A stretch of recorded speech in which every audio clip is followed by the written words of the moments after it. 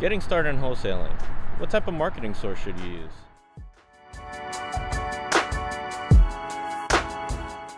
In case you don't already know, my name is Danny and I'm a local real estate investor near Charlotte, North Carolina.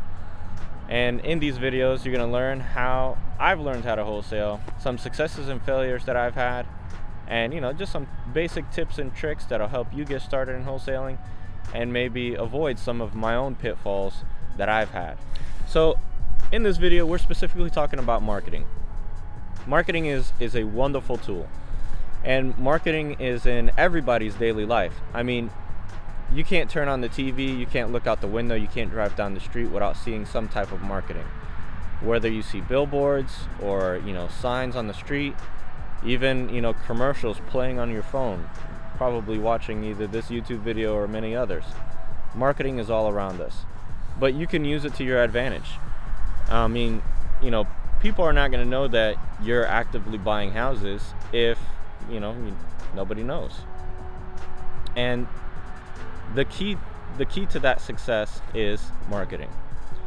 Like I said, marketing is everywhere. So what are you guys going to do? What type of marketing are you going to use? One of the major things that a lot of people don't understand about marketing is a trial and error. You're going to learn 1,000 ways not to market yourself or a product, and you're going to find out what works and what doesn't work. And a lot of people spend money on marketing and they fail, and that's perfectly normal. Marketing is not a 100% successful thing. There's no guarantee that it's going to work. Even though you go out there and start marketing, that doesn't mean that it's going to work or it's going to be successful.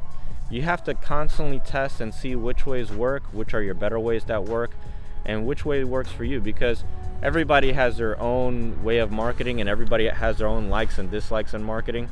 So it's kind of different for everybody. Like, I like cold calling. I used to like bandit signs, but I became obsessed with the phone. I absolutely love it, but it's just because it fits my personality more than bandit signs. And not only that, I don't really have the time to put up bandit signs even now. But the one thing that every single marketing concept has in common is consistency. No matter what you're using, no matter what type of marketing strategy you're going with, consistency is the key.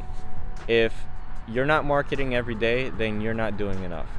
I mean, you don't have to dedicate 10 hours a day to marketing, but you could, spend at least 5, 10 minutes, 15 minutes every day on marketing. I mean, it will definitely help you out. There will be a lot of rooms for success for you, and you'll be able to grow. But the key is just consistency. A lot of new wholesalers fail because they're not consistent in their marketing. So they're not able to find deals, they're not able to find, leads, because they're just not being consistent enough. And you should definitely come to that realization, because if you don't realize that you're going to fail in this business, then you're never going to succeed. You're really never going to succeed. It's just not possible, because you'll fail in marketing. It's absolutely guaranteed. You don't have any guarantee in succeeding, but you definitely have a guarantee in failing. And it's a good thing, because you'll learn which ways won't work, which ways do work. So let's take a look at some marketing sources that other wholesalers, including myself, are using.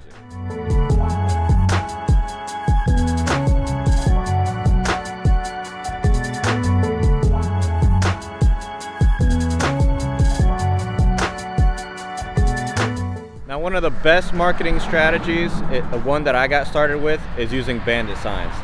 As you see behind me, there's a bandit sign. It's hanging crooked, falling off, but it was the closest bandit sign I had nearby. But it is definitely a great place to start. They're low cost. You don't need a lot of money. The only thing you need is time and patience. If you want to be successful with bandit signs, it really just takes persistence. As long as every single week you're out there putting out bandit signs, you're out hustling, you can get, deals quickly. You don't even have to put out 100 bandit signs. You can put out 10 at a time every single week, but just never fail. Never fail to put them out, that is. Put them out every week, be continuous with it, don't give up on it, because maybe the first 10 might not get you a deal, but the first 100 bandit signs did give me a deal. That's where my first deal came from. My second deal came from the next 100. and so on. I mean, I graduated from Bandit Signs, but it's still tried and true, and it works great.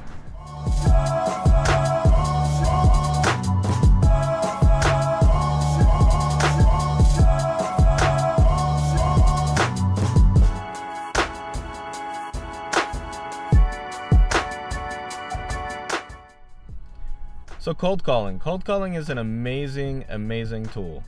If you're not cold calling now, or if you have plans of cold calling, definitely jump into it. It's something that it's not for the faint-hearted, but you can grow to like it. When I first made my, I'm gonna say, first 100 phone calls, it was a total learning experience. I was scared to death talking to people over the phone, asking them about selling one of the most precious pieces of things in their life. It was nerve-wracking. I felt like, these people are gonna hate me every time I call. But it was pretty fun. I mean, yeah, you get the occasional, irate people that are upset and don't want you to call. But a lot of people are welcoming. Hey, thanks for calling me. No, I'm not interested in selling my house. Have a nice day. And that's totally cool. Not everybody's gonna sell you their house. Cold calling is definitely a great way to capture leads because it is absolutely direct. You're calling them directly, so you don't have a time period where you're sending out mail and you're waiting for people to respond to your mail. By the time some guys get mail from other wholesalers, I already locked it up because I called them instead.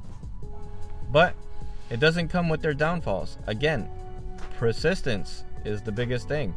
If you call 5 people a day, great, keep it going.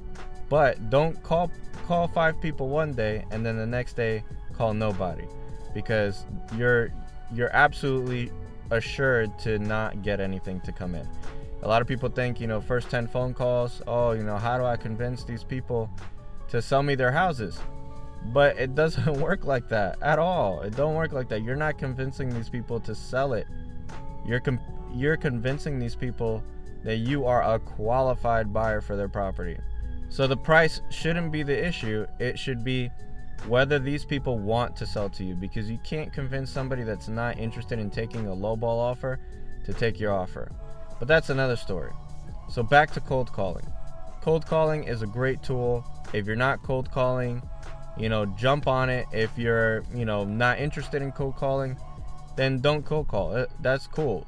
I mean, not everybody is going to have the same marketing source because everybody has their own style. Everybody likes to do their own thing in order to get, deals.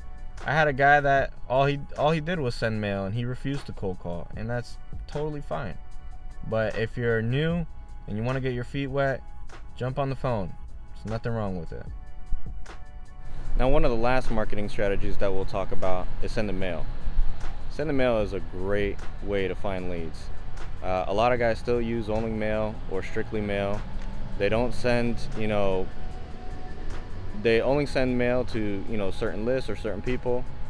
But I mean, it definitely is costly. Sending mail can add up really quickly.